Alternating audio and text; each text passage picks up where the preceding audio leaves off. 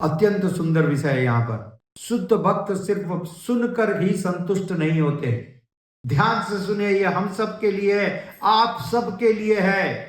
आप लोग निष्ठा से प्रतिदिन सुनने के लिए यहाँ पर उपस्थित होते हो, बड़ी प्रसन्नता की बात है।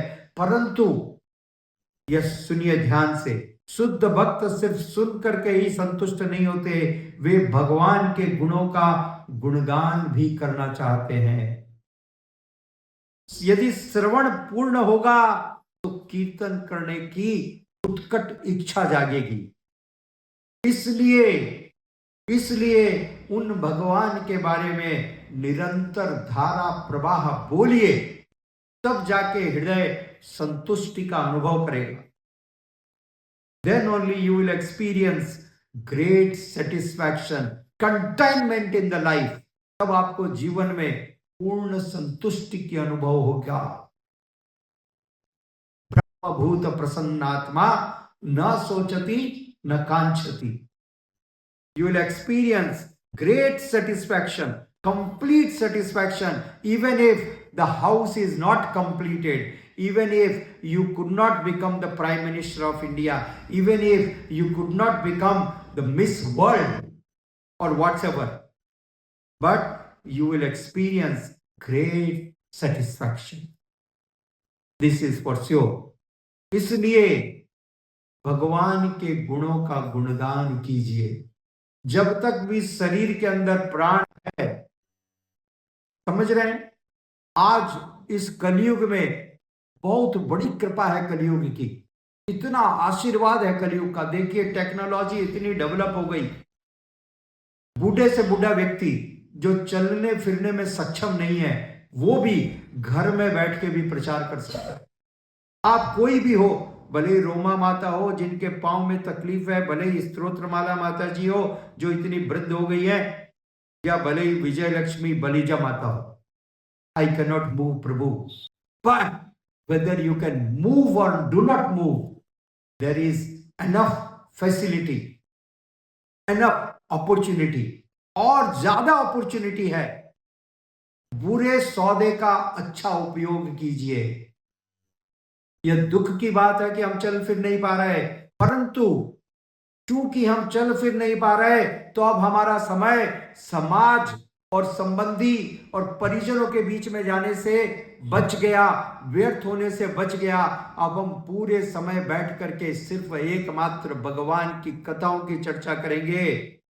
अब हम गीता के बारे में, भागवतम के बारे में ज्यादा से ज्यादा लोगों को सुनाएंगे, समझाएंगे, जिससे उनके वास्तविक दुख समाप्त हो जाए। इसलिए निस्वार्थ कार्य करने का यही आधार है।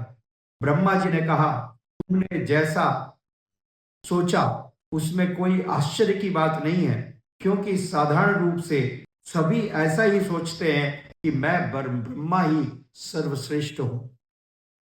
ब्रह्मा जी एक वैष्णव है, महान भक्त है, जिनके हृदय में मिथ्या अहंकार का एक कतरा भी नहीं है।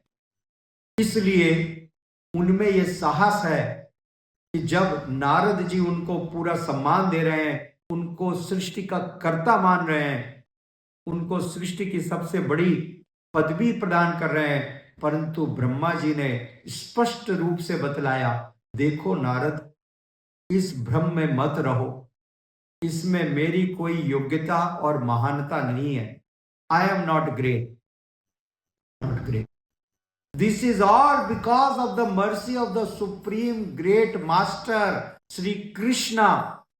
उन्होंने मुझको यह शक्ति प्रदान की है, उन्होंने मुझको यह ज्ञान प्रदान किया है। हालांकि पूरे संसार में सारे लोग यही सोचते हैं कि मैं ही करता हूं।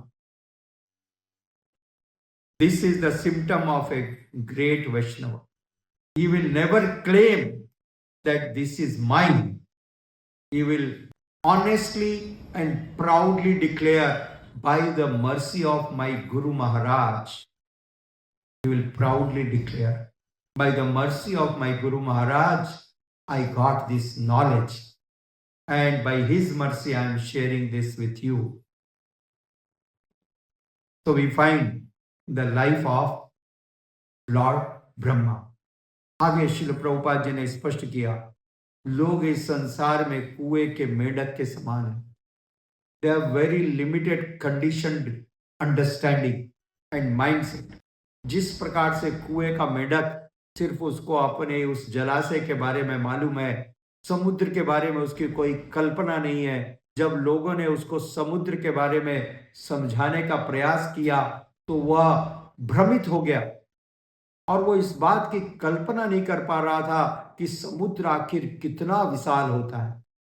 अपनी सीमित बुद्धि से उसने प्रयास किया और अपने फेफड़ों में हवा भरी और दोनों हाथों को फैलाया, इतना नहीं और बड़ा, इतना नहीं और बड़ा, और इतना, अंत में उसके फेफड़े फट गए। तो यह समझने की आवश्यकता है कि हमारी सीमित मस्तिष्क और बुद्धि के अंदर भगवान की महानता को समझ पाने की योग्यता नहीं है।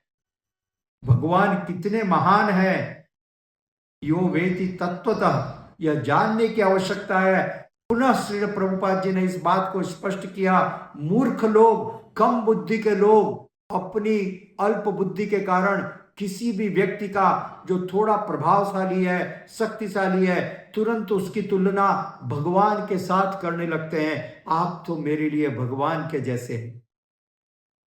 इस सृष्टि में कौन भगवान के जैसा हो सकता है?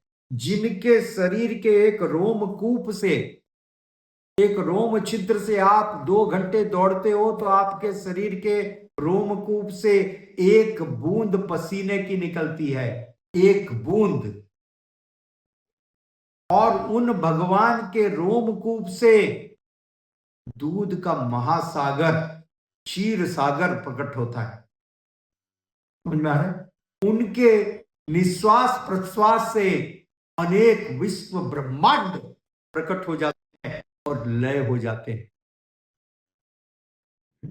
आप श्वास लेते हैं, मैं श्वास लेता हूं तो कुछ बैक्टीरिया, वायरस अंदर जाते हैं और बाहर निकलते हैं, उससे ज्यादा कुछ नहीं हो सकता है, राइट? तो सोचिए भगवान कितने महान हैं, पहले जानने की आवश्यकता है। और जब तक प्रामाणिक वैष्णवों के मुखार बिंद से भगवान के गुणगान को हम नहीं सुनेंगे, भगवान की महानता का कल्पना भी नहीं कर सकते हैं। और इसी प्रकार की गलतियां करते रहेंगे, तुरंत किसी की भी तुलना भगवान के साथ कर देते हैं। वास्तविक रूप से बहुत बड़ा अपराध है, यह बहुत बड़ा अपराध है। किसी को इसी प्रकार से भौतिक वैज्ञानिक गण भी भगवान की असीम क्षमता का आकलन करने का प्रयास और सफलता प्राप्त नहीं कर सकते। कोई भी भगवान की महानता को समझने का प्रयास मनोकल्पना में सफल नहीं हो सकता है। भगवान अनंत है, भगवान अनंत है जिसका कोई अंत नहीं है। कभी कभी किसी शक्तिशाली व्यक्ति को भगवान मान लेते हैं और यह जाने बिना कि भगवान कितने महान है। इसलिए श्रील प्रभुपाद जी ने कहा, first you know how great is Krishna. पहले इस बात को जानिए। इस भागवतम से हम इस बात को जान पाते हैं कि भगवान कितने महान है। इसका एक थोड़ा सा अंदेशा होता है जब भगवान ने अपने बाएं हाथ की छोटी अंगुली के नाखून के ऊपर नख ऊपर गोवर्धन धार्यो, नाम पढ़्यो गिरधारी राधे श्याम श्यामा। आज भगवान श्री नरसिम्हा स्वामी का आविर्भाव दिन है। वो महान है जिन्होंने इतने बड़े शक्तिशाली, इस पूरे विश्व ब्रह्मांड के अत्यंत शक्तिशाली हिरण्यकश्यपु को अपने हाथ के नाखून में उस प्रकार से दबा करके मार दिया जिस प्रकार से एक मच्छर हो। अद्भुत श्रृंगार, ये महानता है। तो जब तक इस महानता को नहीं जानेंगे तब तक हम भगवान को नहीं समझ सकते और ऐसी गलतियां करते रहेंगे, किसी की भी तुलना भगवान के साथ करते रहेंगे।